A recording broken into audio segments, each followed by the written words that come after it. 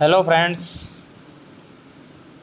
देखिए, आज मैं लेकर के आया हूँ आपका एक बहुत ही खूबसूरत सा लेसन है, जो कि आपकी बिहेव बुक से सेकंड चैप्टर का सेकंड पार्ट है, जिसका नाम है the shehnai of Bismillah Khan. दोस्तों, अगर आपने अभी तक मेरे चैनल को सब्सक्राइब नहीं किया है तो सब्सक्राइब ज़रूर करें, ताकि आपको इसका हर वीडियो का पता चले, और लाइक करें ताकि मुझे उत्साहवर्धन मिले और मैं आगे आपके लिए ऐसे ही और अच्छे अच्छे वीडियो लेकर के आता रहूं और आप अच्छी तरह पढ़ पाएँ। और अगर कोई भी डाउट या क्वेरी हो तो आप कमेंट बॉक्स में लिखें, और ज़्यादा से ज़्यादा अपने सहपाठियों के साथ शेयर करें ताकि उनको भी इसका फ़ायदा मिले। और अगर आपको मेरे हर वीडियो का नोटिफिकेशन सबसे पहले प्राप्त करना है तो आप बेल आइकन को ज़रूर दबाएं और उसको ऑल पर क्लिक करें, ताकि हर वीडियो का नोटिफिकेशन सबसे पहले पहुंचे आप तक। तो शुरू करते हैं बिना कुछ देरी किए हुए। Do you know these people, what instruments do they play? तो ये कह रहा है कि क्या आप इन लोगों के बारे में जानते हैं जिनके चित्र दिए हुए हैं। वाट इंस्ट्रूमेंट डू दे प्ले, और वे कौन से वाद्य यंत्र बजाते हैं। इस पाठ के अंदर हम यही और भी कई बातें देखेंगे। Think of the shehnai and the first thing you will probably imagine is a wedding और ए सिमिलर ओकेजन और फंक्शन। तो यहाँ पर क्या है, जैसे ही शहनाई का नाम आता है तो आप उसके बारे में जैसे ही सोचते हैं तो सबसे पहले आपके दिमाग में एक तस्वीर बनती है, कि जैसे कि आपके दिमाग में एक कल्पना आती है कि जैसे किसी शादी का या कोई ऐसा ही एक कोई पर्व फंक्शन हो, तो उसके बारे में आपकी कल्पना जाती है। The next would be probably, और फिर अगले ही क्षण आप उसके बारे में संभवतः ये सोचेंगे कि उस्ताद बिस्मिल्लाह खान है, द शहनाई मास्ट्रो, शहनाई के बिल्कुल मास्टर, प्लेइंग दिस इंस्ट्रूमेंट, उनको बजाते हुए आपको नज़र आएंगे। तो ऐसी कल्पना आप करते हैं इस वाद्य यंत्र को देख करके। अब हम लेसन के ऊपर लाइन बाय लाइन रीड करेंगे और उसका हिंदी में भावार्थ में बताऊंगा आपको हर वर्ड वाइज। तो अगर कोई भी समझ में नहीं आए तो आप पूछ लेना कमेंट करके। तो शुरू करते हैं कि emperor Aurangzeb banned the playing of a musical instrument called pungi in the royal residence for it had a shrill unpleasant sound. Emperor यानी कि एक सम्राट, राजा जो था, जिसका नाम आपको भी पता होगा, औरंगजेब। उसने क्या है कि बैन कर दिया था, बंद कर दिया था, या इस पर प्रतिबंध लगा दिया था। The playing of musical instrument, इस एक संगीतकार जो संगीत में काम आने वाला जो इंस्ट्रूमेंट है, वाद्य यंत्र है, कॉल्ड पूंगी, जिसको पूंगी कहा जाता है, इन द रॉयल रेजिडेंस, एक शाही दरबार में उसको बजाने के लिए बैन कर दिया था। फॉर इट, और इसके लिए और इसका कारण क्या था, had a shrill unpleasant sound, इसकी क्या है कि बहुत ही तीखी आवाज़ थी, भद्दी आवाज़ थी, और अनप्लीजेंट एक बहुत ही बेकार असुहावनी सी आवाज़ थी, इसलिए इसको बंद कर दिया था। समझ में आ रहा है? लाइक करते जाओ, लाइक रुकने नहीं चाहिए। Pungi became the generic name for reeded noise makers. जो पूंगी है वो क्या है, ऐसा हो गया था कि एक जेनरिक नेम यानी कि एक साधारण सा नाम था और थोड़ा भद्दा सा नाम था, फॉर रिडेड नॉइज मेकर्स, और इसको ऐसा जाना जाने लगा कि नॉइज मेकर जैसे आवाज़ करने वाला ही एक कोई यंत्र हो, यानी कि बहुत ही ज़्यादा शोरगुल करने वाला।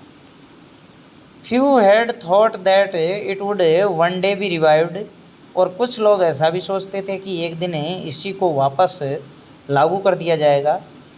तो यहाँ पर क्या है कि ये बार बार ऑफ ये फैमिली, एक नाई के परिवार से था और प्रोफेशनल म्यूजिशियन, और वो क्या है कि उसका एक व्यवसाय एक संगीत था। Who had access to the royal palace, वो क्या है हमेशा एक राजा के दरबार में जाया करता था। Decide to improve the tonal quality of the pungi, तो उसने डिसाइड निर्णय किया टू इम्प्रूव सुधार करने का द टोनल क्वालिटी, उसकी जो लय की जो क्वालिटी है, उसकी जो आवाज़ की जो क्वालिटी है ऑफ द पोंगी, पोंगी की, उसको सुधारने का निर्णय लिया।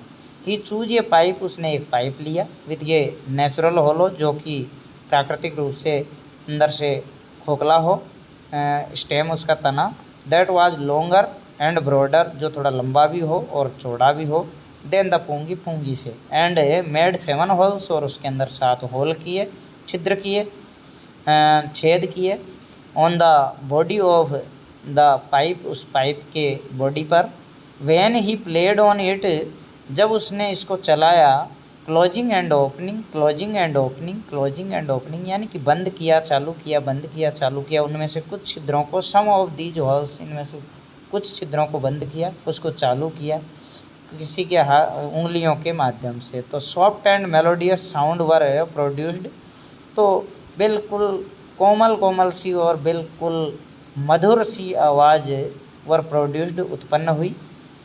ही प्लेड द इंस्ट्रूमेंट, ही यानी उसने, प्लेड बजाया, द इंस्ट्रूमेंट इस वाद्य यंत्र को, बिफोर रॉयल्टी, उस शाही पैलेस के सामने, एंड एवरीवन वाज इम्प्रेस्ड, और हर व्यक्ति इससे इम्प्रेस्ड हो गया, यानी कि बहुत ज़्यादा प्रभावित हुआ।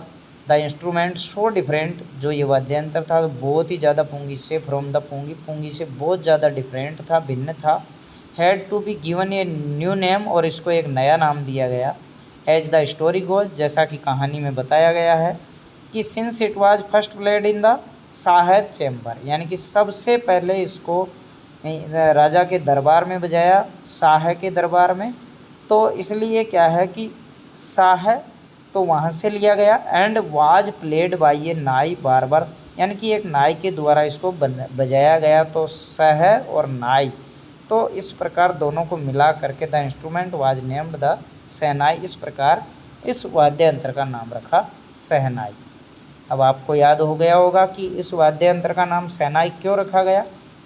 तो आप अगर एग्ज़ाम्स में पूछते हैं तो आप अच्छी तरह बता सकते हैं कि इसको सर्वप्रथम पहली बार राजा के दरबार में बजाया गया था, शाह जिसको कहते हैं, और उसको बजाने वाला पहला व्यक्ति नाई था, बार्बर था, इसलिए उसके नाम पर सह और नाई दोनों को मिला करके शहनाई इसका नाम रखा गया।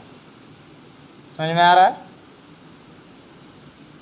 The sound of the shehnai began to be considered auspicious, and for this reason it is still played in temples and is an indispensable component of any north Indian weddings. तो the sound of the shehnai, जो शहनाई की जो आवाज़ थी, begin to be considered, जानी जाने लगी, auspicious, बहुत ही मांगलिक, एंड यानी कि मंगल कार्यों में ज़्यादा इसको यूज़ किया जाने वाला, जो जैसे ही इसकी आवाज़ आती तो हाँ समझ लेते कि कोई मंगल कार्य होगा, इसलिए इसको बजाया जा रहा है।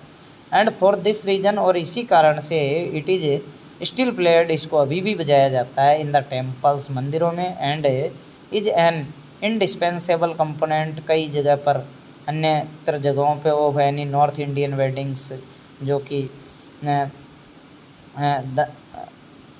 जो उत्तरी भारत की जो शादियां हैं उनके अंदर, इन द पास्ट, और पूर्व में क्या है, the shehnai was part of the नौबत, जो शहनाई था वो नौबत का एक भाग था, और traditional ensemble of A 9 instrument found at royal court, और यहाँ पर क्या है कि 9 वाद्य यंत्र राजा के दरबार में पाए जाते थे, इन्हीं में से एक ये शहनाई भी था। Till recently it was used only in temples, अब क्या है कि वर्तमान में इसको सिर्फ मंदिरों में एंड वेडिंग्स और शादियों के अंदर ही उपयोग में लाया जाता है।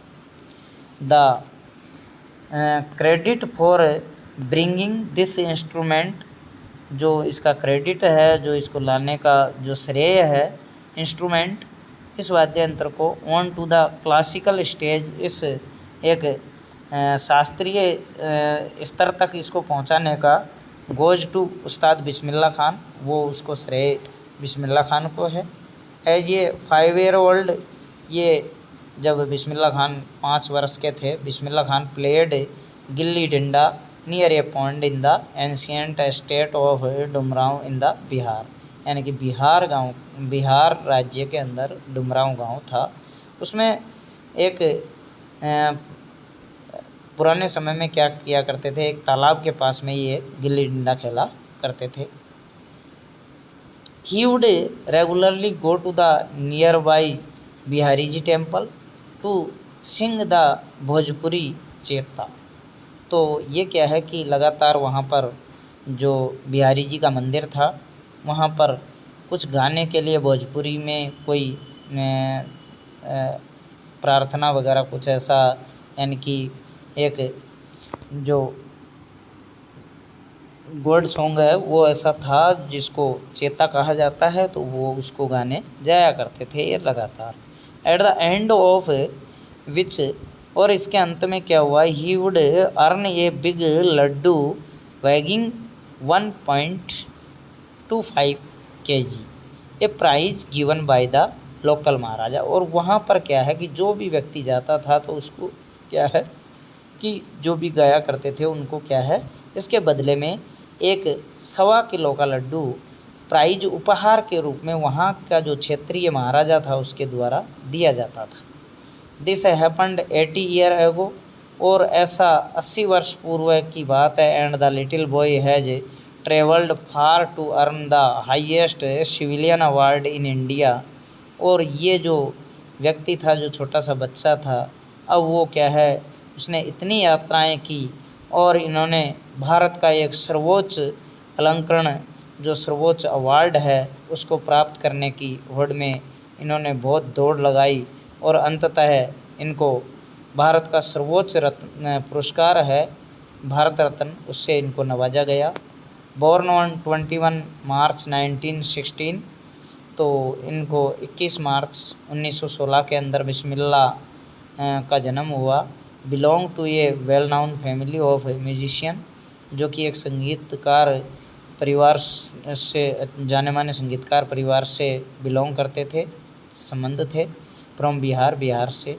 हिज ग्रैंडफादर रसूल बख्श खान, जो इनके दादाजी थे, वो उनका नाम था Rasool Bakhsh Khan. Was the shehnai nawaz of the Bhojpur king's court, Bhojpur के जो राजा थे उनके दरबार में ये शहनाई के बहुत ही बड़े नवाज थे। हिज फादर, और उसके पिताजी पैगंबर बख्श, जिनका नाम पैगंबर बख्श था, and other paternal ancestor were also great shehnai players. इनमें ज़्यादातर जो भी इनके पैतृक जो भी पूर्वज थे वो ज़्यादातर वो शहनाई के बहुत ही बड़े प्लेयर हुआ करते थे, बहुत अच्छा बजाया करते थे।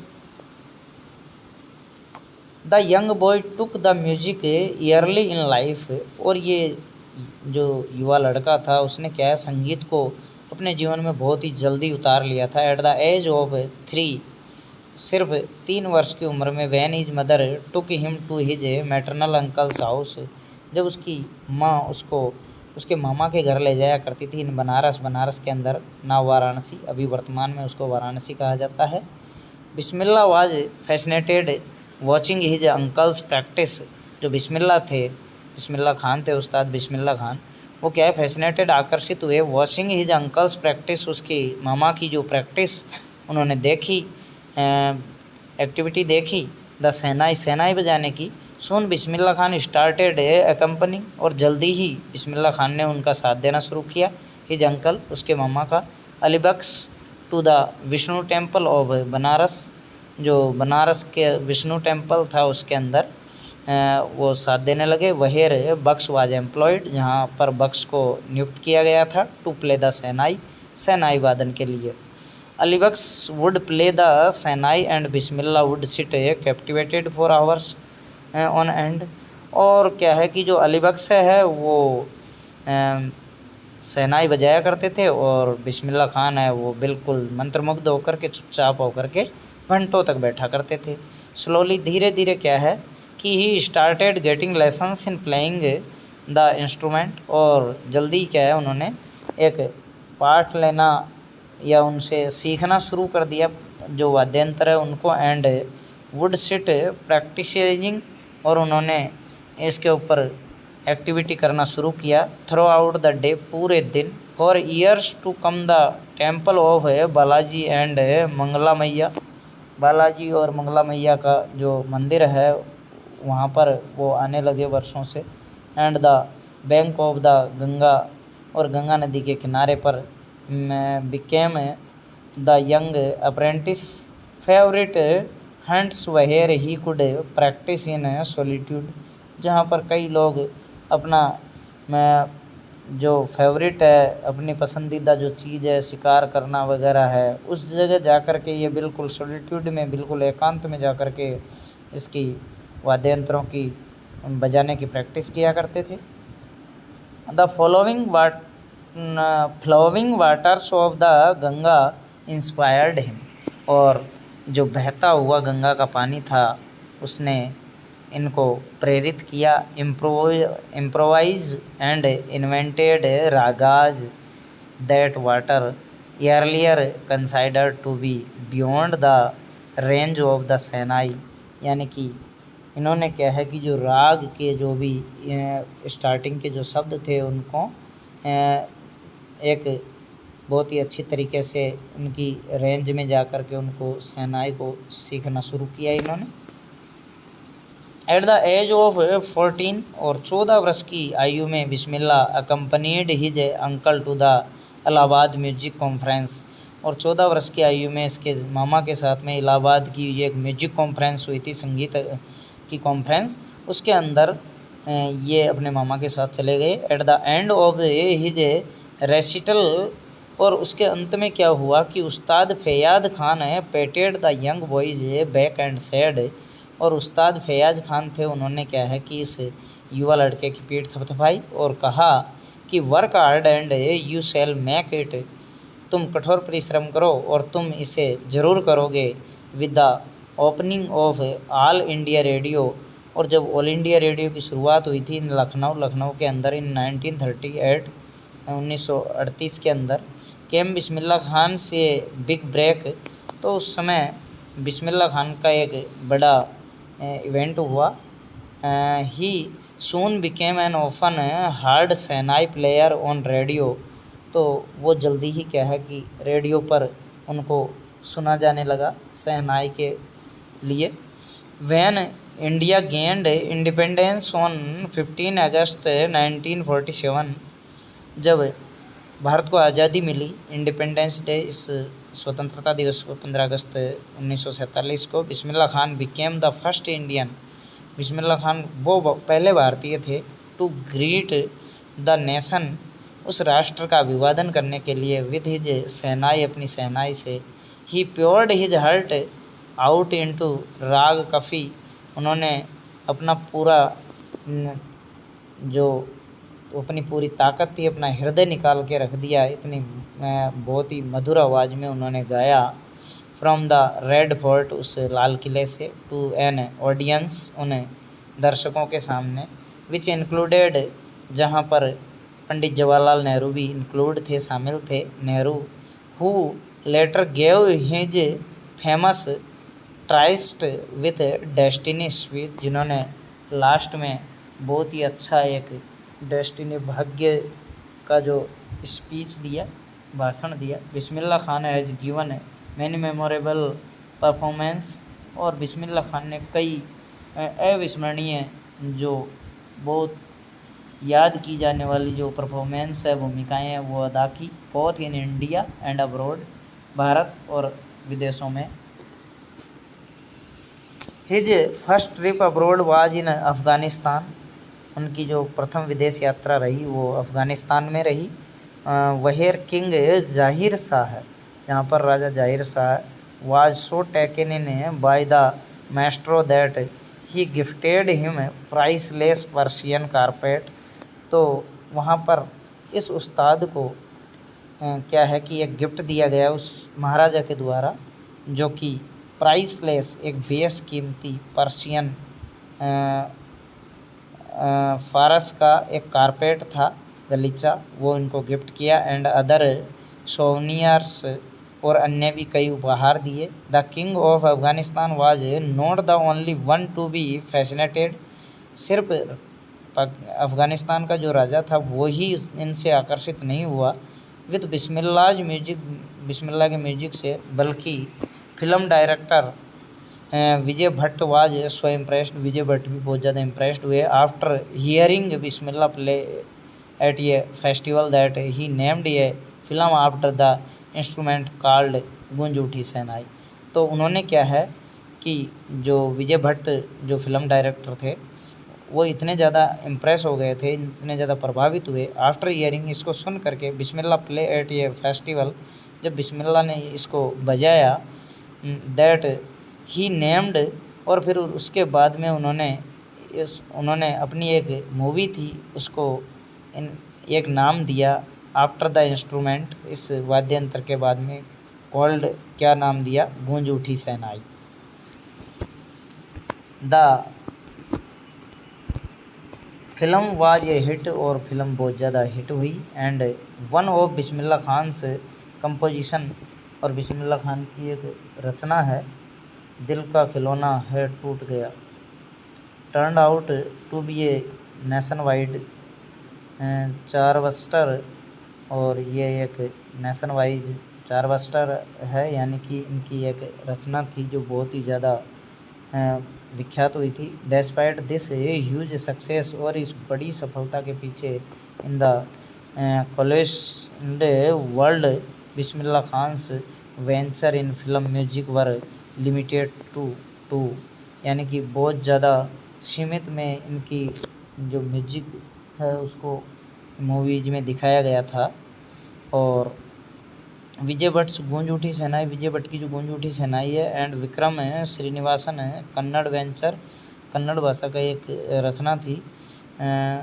सांधी अपना I just can not come to terms with the artificiality, यानी कि मैं उस बनावटी दुनिया में विश्वास नहीं करता, and glamour of the film world, और मैं इस फिल्मी जगत का एक बहुत ही ज़्यादा गर्व करता हूँ। ही सेज, उन्होंने कहा भी था विद एम्फेसिस, बड़े ज़ोर से कहा था, ज़ोर के साथ में कहा था, अवार्ड्स, और उनको अवार्ड दिया, एंड रिकॉग्निशन कैम, और पहचान के लिए आए, थिक एंड फास्ट, बड़ी पहचान बना के आए। Bismillah Khan became the first Indian to be invited to perform, Bismillah Khan वो पहले व्यक्ति थे जिनको परफॉर्म के लिए बुलाया गया at the prestigious Lincoln Center Hall. Lincoln Center Hall एक जगह है in the United State of America, संयुक्त राज्य अमेरिका के अंदर। He also took part in the world exposition in Montreal, in the Cannes art festival and in the Osaka trade fair. ये जगह है उनके अंदर भी इनको आमंत्रित किया गया। सो वेल नाउन, इसलिए बहुत ज़्यादा चर्चित हो गए थे। Did he became internationally that an auditorium, अंतर्राष्ट्रीय ऑडिटोरियमों के अंदर भी इन तेहरान के एक ऑडिटोरियम में वाज नेम्ड आफ्टर हिम, और उनका नाम बाद में ताहर मौशिक उस्ताद बिस्मिल्लाह खान रखा, उन्होंने इनकी संज्ञा दी। National award like the Padmashri, जो राष्ट्रीय सम्मान थे, Padmashri, Padma Bhushan and the Padma Vibhushan were conferred on him, वो भी इनको दिए गए। इन 2001 और 2001 के अंदर Ustad Bismillah Khan was awarded India's highest civilian award, और 2001 के अंदर इनको भारत का सबसे उच्च पुरस्कार जो कि भारत रत्न है उसे इनको नवाजा गया with the coveted award resting on his chest and his eyes glinting. तो उनको ये बाकी के सम्मान भी उनको एक खुशीपूर्वक उनको दिए गए। Glinting with rare happiness he said, उन्होंने कहा कि ये दुर्लभ जो खुशी है वो उसको मैं कल्पना नहीं कर सकता। आई वुड लाइक टू से इज, मैं ये कहना चाहता हूँ, टीच योर चिल्ड्रन म्यूज़िक, कि आप भी अपने बच्चों को संगीत सिखाएं। दिस इज हिंदुस्तान से रिचेस्ट ट्रेडिशन, यही इस हिंदुस्तान का सबसे धनी व्यापार है। Even the west is now, और यहाँ तक कि पश्चिम में तो अभी coming to learn our music, हमारा जो संगीत है वो बहुत ज़्यादा फेमस हो रहा है। In spite of having travelled all over the world, और उसके बाद में उन्होंने पूरे संसार की यात्राएं की। Khan Sahab as he is fondly called, और जो खान साहब थे उनको कहा जाता था is exceedingly fond of Banaras. तो वो कहा करते थे कि जब मैं अगर मान लीजिए बनारस में हूँ एंड डुमरांव, तो and they remain for him the most wonderful towns of the world, तो मैं हमेशा डुमरांव के बारे में सोचता हूँ कि ये संसार का सबसे अच्छा एक आश्चर्यजनक कस्बा है। A student of his once wanted him, उनका एक स्टूडेंट था, वो चाहता था to head a shehnai school in the USA। तो उन्होंने ये, उनका एक स्टूडेंट था, वो ये कहना चाहता था कि USA के अंदर भी आप एक सेनाई का स्कूल खोलें। And the student promised to recreate the atmosphere of Banaras by replicating the temples there. तो उस स्टूडेंट ने कहा कि मैं USA के अंदर भी ऐसा वातावरण क्रिएट कर दूंगा और बनारस जैसा, बाय रेप्लिकेटिंग, रिप्लेस यानी कि जैसा आप चाहते हैं। बट खान साहब है आस्क्ड हिम, लेकिन खान साहब ने उनसे कहा कि उसने ये भी कहा था कि भाई मंदिर वगैरह सब बनवा देंगे यहाँ पर, वैसा का वैसा वातावरण बना देंगे। लेकिन ऐसा फिर खान साहब ने कहा कि उससे कहा कि if he would be able to transport river Ganga as well, यानी कि आप ऐसा कर सकते हैं कि जो गंगा नदी है उसको आप यहाँ पर USA में ट्रांसफ़र कर सकते हैं। Later he is remember to have said, और बाद में उन्होंने या एक बात और कही, दैट इज वाई, तो ऐसा क्यों, when ever I am in foreign country, जब मैं विदेश में होता हूँ, आई कीप यर्निंग टू सी हिंदुस्तान, मैं सिर्फ हिंदुस्तान के बारे में ही सोचता हूँ। वाइल इन मुंबई, और जब मैं मुंबई में होता हूँ, आई थिंक ओनली बनारस, मैं सिर्फ बनारस के बारे में सोचता हूँ। एंड द होली गंगा, और वहाँ की पवित्र गंगा के बारे में। एंड वाइल इन बनारस, और जब मैं बनारस में होता हूँ, आई मिस द यूनिक मट्ठा ऑफ डुमरांव, तो मैं वहाँ जो डुमरांव का जो मट्ठा है, मट्ठा समझते हो, दही, तो उस दही के बारे में ही सोचता हूँ। तो ये आपका पाठ था। तो साथियों, आपको पाठ कैसा लगा? अगर आपको बहुत अच्छा लगा है तो मेरी आपसे गुजारिश है कि आप ज़्यादा से ज़्यादा लाइक करें और शेयर करना ना भूलें, और सब्सक्राइब ज़रूर करें, ताकि मैं आपसे और अच्छे वीडियो की उम्मीद कर सकूं, कि मैं आपके लिए बढ़िया अच्छे वीडियो लेकर के आऊं, और मेरा उत्साह ऐसे उत्साहवर्धन होता रहे, ताकि आपकी जो शिक्षा है उसको और आसान बनाता रहूं, और आप इंग्लिश के अंदर और अच्छे पाठों का अध्ययन कर सकें। Thank you. जय हिंद,